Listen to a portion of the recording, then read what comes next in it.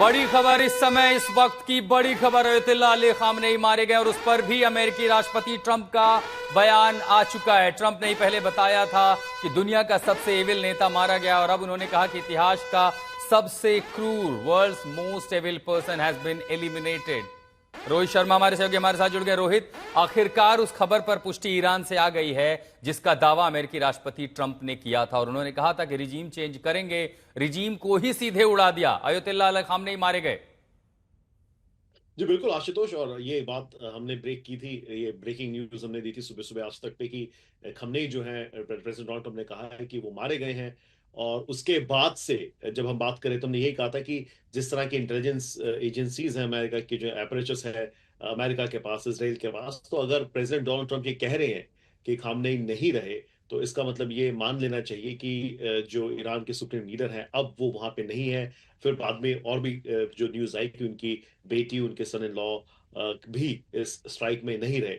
तो I think ये जो रिजीम चेंज की बात थी उसका according to America, according to president Donald Trump, ये शुरू हो चुका है काम।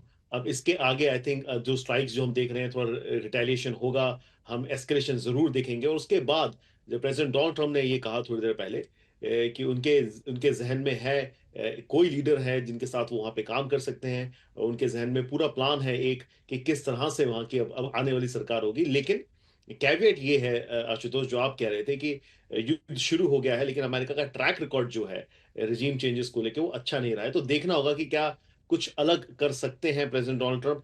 हालांकि 3 या 4 नए नाम जो हैं वो अब सर्कुलेट किए जा रहे हैं यहाँ पे, और इस पे आई थिंक हमारे और इसी के साथ एक और बड़ी खबर इस समय, ईरानी मीडिया ने खामनेई की मौत की पुष्टि कर दी है। आखिरकार सर्वोच्च कमांडर जो लगातार इजराइल और अमेरिका के निशाने पर थे, उन्हें मार गिराया है और अब ईरान में 40 दिनों के शोक का ऐलान है। ईरान से सबसे बड़ी खबर, बारूद पर बैठे ईरान और युद्ध के मुहाने पर बैठे मध्य एशिया में तनाव के हालात के बीच, और ये देखिए ईरान के किराज में जश्न भी हो रहा है। अगर आपको याद हो तो महीने भर पहले किस तरह ईरान में एक सिविल आंदोलन शुरू हो गया था खामनेई रिजीम को हटाने के लिए, और तब भी अमेरिका ने उन प्रदर्शनकारियों का साथ दिया। और इधर खामनेई की मौत की पुष्टि हुई है, लोग सड़कों पर उतरे, तो ईरान के कुछ इलाकों में लोग जश्न मनाने भी उतरे हैं। अशरफ वानी हमारे सहयोगी हमारे साथ जुड़ रहे हैं। अशरफ, एक तरफ 40 दिन के शोक का ऐलान, 9 मिनट पहले खामनेई के हैंडल से एक पोस्ट किया जाता है और अब हम देख रहे हैं कि लोग बैनर पोस्टर लेकर के खामनेई के मौत के बाद ईरान के कई शहरों में जश्न के लिए भी उतर गए हैं, खासकर किराज में।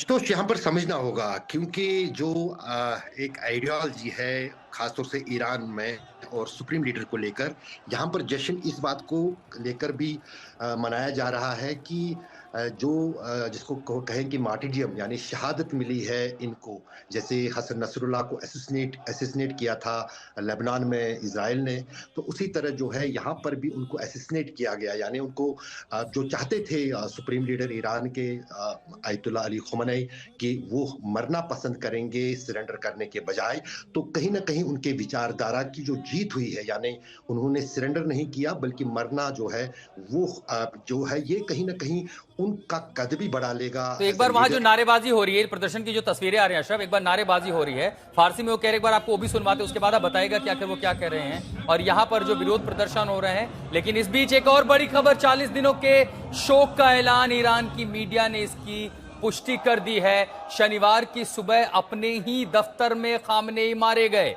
अब ये जानकारी सामने आ रही है कि ईरान के कुछ शहरों में जश्न है। तो दरअसल जिस जगह पर, जिस कमांड सेंटर पर हमला हुआ था, जिस रिहायश इलाके में खामनेई के रेजिडेंशियल कंपाउंड में हमला हुआ था, संभवतः वहीं वो मारे गए हैं। अब ये जानकारी सामने आ रही है कि खामनेई अपने ही आवास में सुबह 10 बजे जो हमला शुरू हुआ था, और उसी समय कहा गया था कि अमेरिका ने नेतृत्व को निशाना बनाया, इजराइल ने इंफ्रास्ट्रक्चर को निशाना बनाया, तो संभवतः यह अमेरिकी हमले में खामनेई उस समय मारे गए जब वो अपने दफ्तर में थे। और उसी समय प्रिसीजन स्ट्राइक जो की गई लॉन्ग रेंज मिसाइल से, हमने देखा टॉम हॉक मिसाइलें भी ईरान में घुसती हुई दिखाई पड़ी थी, और उसी के बाद खामनेई मारे गए। अशरफ वानी हमारे साथ जुड़े हैं। अशरफ, 10 बजे यानी जब यह हमला शुरू हुआ था, भारतीय समय अनुसार अगर देखें या स्थानीय समय अनुसार, वो अपने दफ्तर में थे और उसी समय अमेरिका ने कहा था कि हम नेतृत्व को मारेंगे और इजराइल इंफ्रास्ट्रक्चर को मारेगा।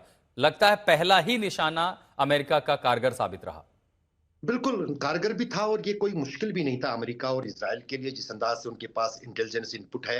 आपने और मैंने देखा कि हसन नसरुल्लाह का जो कितना डीप अंडरग्राउंड उनका बंकर था, वहाँ पर भी पेनिट्रेट किया इज़राइल अमेरिकी और इज़राइली बमों ने, और उनको वहाँ पर असैसिनेट किया था। यहाँ पर भी जो है उनकी इन इस तरह के हाई लेवल इंटेलिजेंस एजेंसीज़ के लिए, मोसाद और सीआईए के लिए उनको ट्रैक करना कोई मुश्किल नहीं था।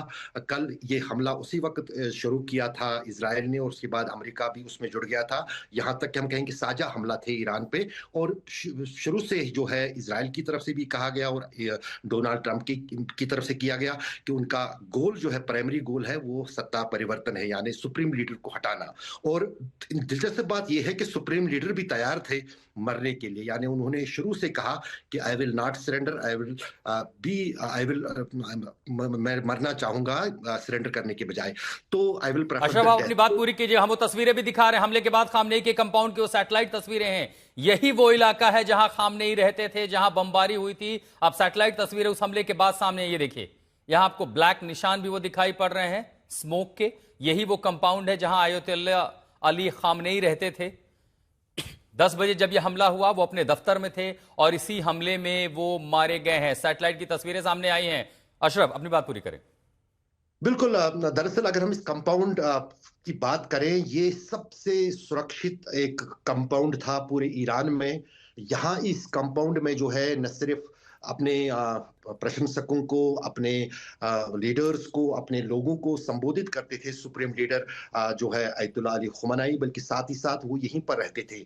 एक बहुत बड़ा कंपाउंड है जहाँ पर सैकड़ों लोगों के बैठने की जो है वहां पर अरेंजमेंट्स हैं, और साथ ही साथ उसका सुरक्षा कवच इतना खतरनाक है कि वहां पर परिंदा भी पर नहीं मार सकता है। कई सारे लेवल्स और जो सीक्रेट एजेंसीज ईरान की हैं, वो एक एक लोग व्यक्ति को खंगालती है, फिर उसके बाद उस कंपाउंड में जाने की किसी भी व्यक्ति को इजाजत है। सिर्फ जो प्रमुख लोग होते हैं, राष्ट्रपति हो या आईआरजी के चीफ कमांडर्स हो या फिर सैनिक कमांडर हो या फिर जुडिशरी के जो बड़े लोग हैं, वो सिर्फ इस कंपाउंड में आ सकते थे, लेकिन उनको भी जो है कहीं ना कहीं सर्वेलेंस में सीक्रेट एजेंसीज रखती थी। मैंने आपको कुछ देर पहले कहा था कि कुछ दिन पहले, 2-3 दिन पहले, एक ग्रुप की तरफ से कोशिश हुई थी, जो एक विद्रोही ग्रुप ईरान में है, जी। इस कंपाउंड में जाने की। 100 लोग उसमें शामिल थे। तो फिर खबरें ये आई कि उन 100 लोगों को या तो उनमें से अधिकतर को असैसिनेट किया गया या उनको हिरासत एक में लिया कोवर्ट गया। ऑपरेशन था जिसको ईरानियन इंटेलिजेंस ने उसको फॉइल कर दिया था। फॉइल किया था, लेकिन बिल्कुल। क्या ईरानियन इंटेलिजेंस को यह अंदाजा नहीं था, जब यह पता था कि आज न कल युद्ध होना है, अमेरिका के निशाने पर अगर रिजीम चेंज है तो खाम नहीं होगा? क्या ये IRGC, Iranian intelligence security operators की बड़ी खामी सामने नहीं आई है? अमेरिकी हमले में खामनेई की मौत हो गई है, प्रेस टीवी ने इसकी कंफर्मेशन कर दी है, ईरान ने इस पर पुष्टि कर दी है। वहां से अब जानकारी सामने आ रही है कि शनिवार की सुबह जो हमला हुआ था उसी में खामनेई मारे गए थे। हालांकि आज तड़के सुबह, यानी आधी रात के बाद ट्रंप ने इसकी जानकारी दी तो ईरान ने मना कर दिया था।